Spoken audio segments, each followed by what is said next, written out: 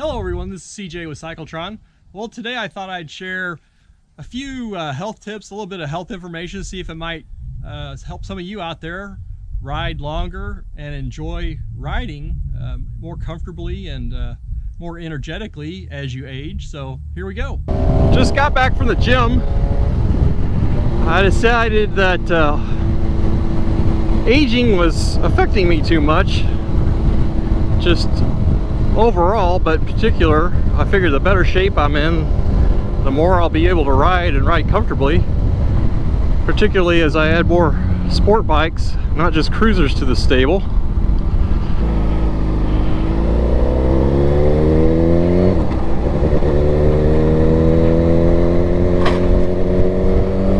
Okay.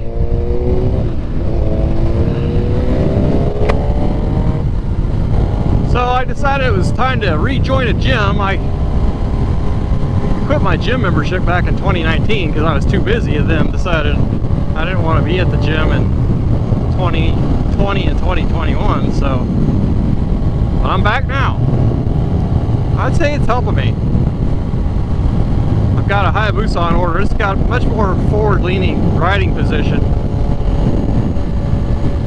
So I decided to get everything beefed up, upper body, arms, wrists. Increasing that strength's only going to help. If I have to, I'll add 1-inch bar risers to the bike, but we'll see. I like to ride it stock for a while. I'm still keeping my Katana. This bike is a blast. Been riding it and the Harley Roadster, which is, I don't know why I like that bike, particularly in the fall. I love that bike. That and the Virago, they seem to lend themselves more to fall riding for some reason. Doesn't really make sense. It's just when I seem to want to ride them more.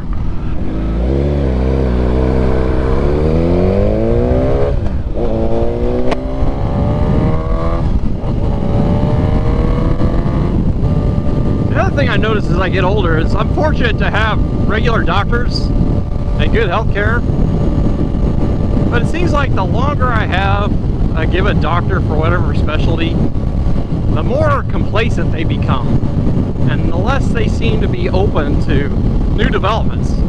They tend to just kind of pigeonhole what they think they know about me. So I've gotten much better care by changing things up and going to different doctors and getting different opinions about my overall care. So don't be afraid to change it up. Push for tests too if you think you suspect something, or if you just don't feel right.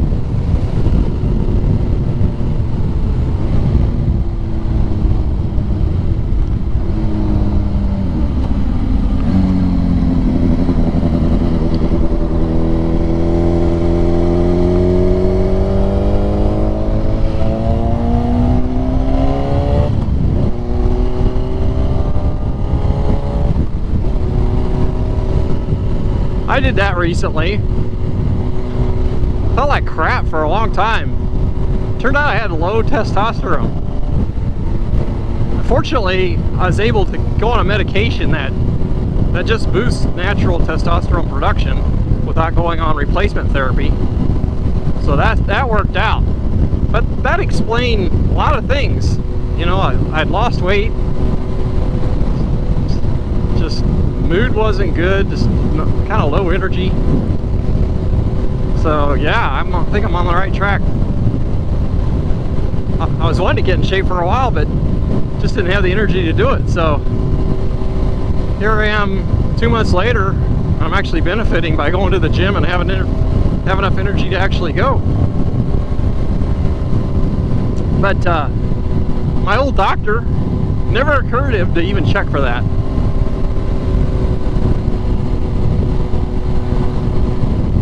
And then my blood sugar's been creeping up the last 3 years. I've been in the pre-diabetic range, and ended up seeing his associate because he was on vacation about, you know, just feeling no energy before I figured out I had low T. But she put me on metformin, and that cleared up my blood sugar right away. So the guy was just kind of stuck in a rut. And in retrospect, I should have pushed harder. So I don't know.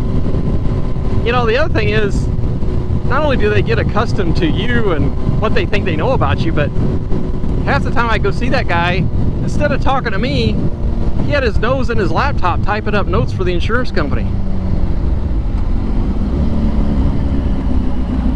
A friend of mine just turned 67. He goes to this, what do they call it, concierge health clinic. And I don't know all the ins and outs of it, but essentially it's like a private deal. And he pays $1,800 a year, and it includes a certain amount of stuff, and they do all kinds of tests, and they totally dial him in. And you know, for a lot of people, that would be cheaper than going to multiple visits throughout the year and having a normal copay or deductible. So I'm not to that point where I feel like I gotta do something like that, but I thought it was kind of interesting. He swears by it. So my point is, I really don't have much advice when it comes to women's health. I've got lots of women in my life, a daughter, a wife, so I help them with their medical care, doing research and things like that. But in terms of personal experience, I'm giving a shout out to the men out there to encourage you to take care of yourself.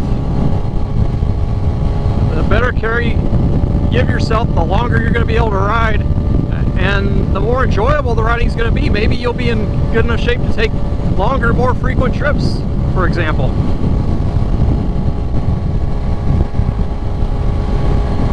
You know, I think too, a lot of people just say, you're getting old, you know, you can expect to do that or you expect that. So a lot of morbidity seems to be baked into the cake these days. So people are living longer, but they tend to be less healthy during that extended lifespan. So I think there's a lot of things you could do proactively with diet and exercise. And believe me, I'm not really great when it comes to diet. I'm kind of a Midwestern carnivore. Probably drink half a gallon of milk every day for decades of my life. Kind of gotten off the milk now with the blood sugar thing.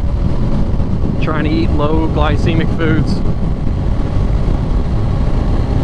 But certainly being active and exercising and getting out and about and doing things to keep your mind active is, I think it's helping me. I had lunch with a friend of mine, he's my age, and you know, a lot of guys don't want to talk about some of their medical stuff, and you know, it's kind of boring when people talk about their medical stuff, honestly, or it can be, except sometimes you learn things. And I mentioned that you know, a couple months ago, before I got on the medication, my testosterone turned out to be low. And they don't just test you once, they have to test you a couple times before, I guess, insurance, or they'll decide to treat you for that. And you know, in my case, they put me on a medication to see if I'd respond without having to go on replacement therapy. And then I was at lunch with this friend of mine, and like I said, he's my age, and he's like, oh yeah, I've been on testosterone replacement therapy since I was 35. He goes, my body just quit making it. I'm like, well, I never do that. I mean, I've known that guy for the last 30 years. Of course, it's not something you bring up in normal conversation.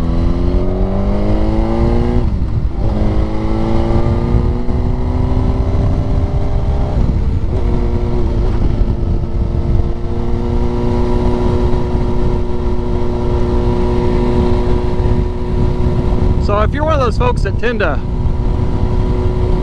kind of grin and bear it, that's fine, as long as you're making an informed decision. In other words, don't just accept decrepitude as an inevitable part of aging, is kind of what I'm learning. And if you don't know exactly what's going on, go get it checked out.